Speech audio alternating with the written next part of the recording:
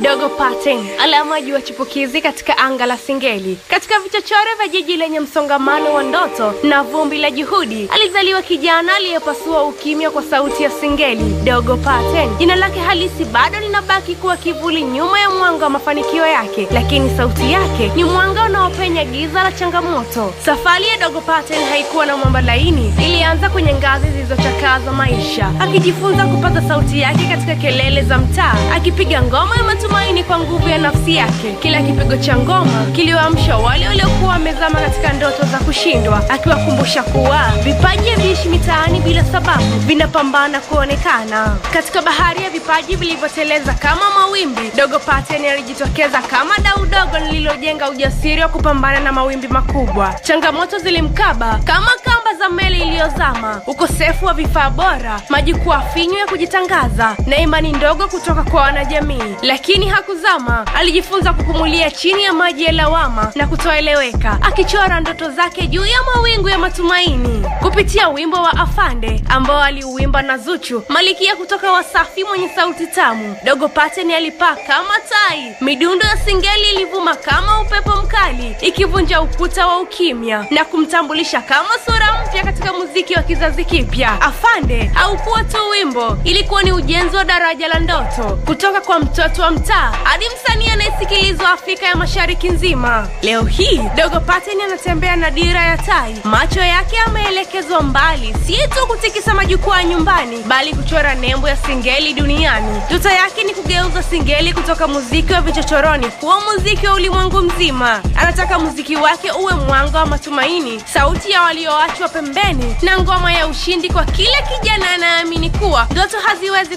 kufanikiwa. Kila kijana ana nafasi ya kutimiza ndoto zake bila kukata tamaa. Asante kwa kuendelea kufuatilia Annual TV. Jina langu ni Rahma Bilali.